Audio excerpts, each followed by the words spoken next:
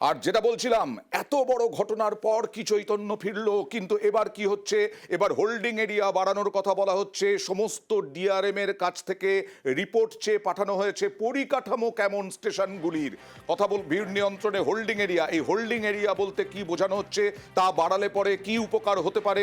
আর এখন ডিআরএমদের কাছ থেকে রিপোর্ট পাঠানোর কথা বলা হচ্ছে। আবিরের সঙ্গে কথা বলবো যে এখন পাঠাতে বলা হচ্ছে স্টেশনগুলোর পরিকাঠামো, সেগুলো কি বড় স্টেশনের কথা বলা হচ্ছে আবির?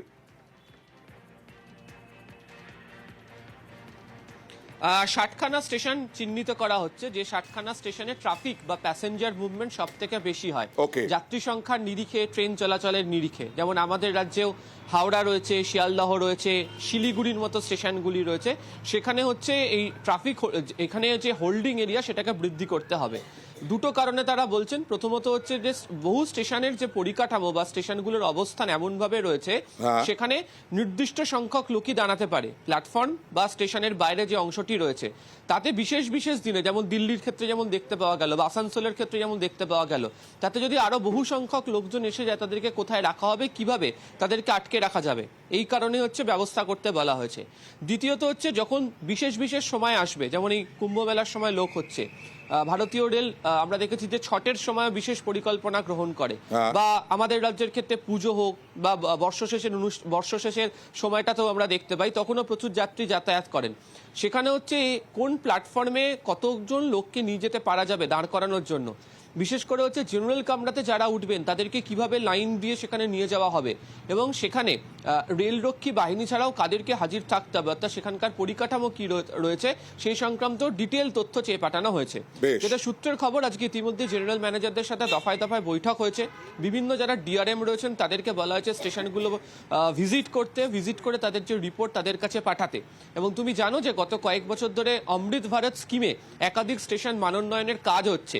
অনেকটাই বিমানবন্দরের ধাঁচে দেখতে হচ্ছে স্টেশনগুলো, এতে অনেকটা করে জায়গা বাড়ছে।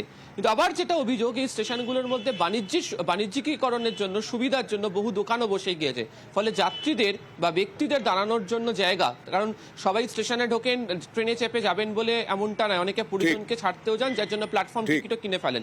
ফলে এই ব্যক্তিদেরকে কোথায় রাখা হবে, কত দূর পর্যন্ত যেতে দেওয়া হবে, এর যাবতীয় তথ্য 72 ঘন্টার মধ্যে তৈরি করতে বলা হচ্ছে, এবং সেই সংক্রান্ত তথ্য রেলওয়ে বোর্ড চেয়ে পাঠিয়েছে। বেশ।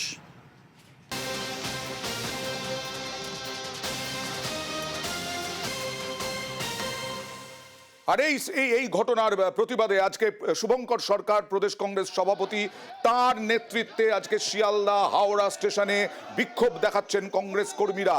রেলের ব্যর্থতা অভিযোগ করা হচ্ছে, শিয়ালদা এবং হাওড়ায় বিক্ষোভ, দেখছেন সেই ছবি। প্রদেশ কংগ্রেস সভাপতি শুভঙ্কর সরকারের নেতৃত্বে বিক্ষোভ শিয়ালদা এবং হাওড়া স্টেশনে। গত শনিবার দিল্লি স্টেশনে যাত্রীদের হুড়োহুড়ি, বিরাট ভিড়, পরিকাঠামোর হাল নিয়ে অভিযোগ উঠছে, প্রশ্ন উঠছে, বহু মৃত্যু। সেই মৃত্যুর পর গোটা দেশের মানুষকে নাড়িয়ে দিয়েছে যে দিল্লির মতো স্টেশনে, রাজধানী, সেই স্টেশনে এই রকম অব্যবস্থা।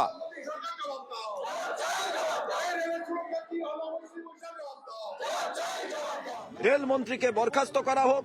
নির্লজ্জ রেলমন্ত্রী পদত্যাগ করেন না। কংগ্রেসের রেলমন্ত্রীরা যখনই কোনো দুর্ঘটনা ঘটতো তারা পদত্যাগ করতেন। বালেশ্বরের মতো ঘটনা ঘটলো, একের পর এক রেল দুর্ঘটনা, তারপরে এইভাবে মৃত্যু হলো।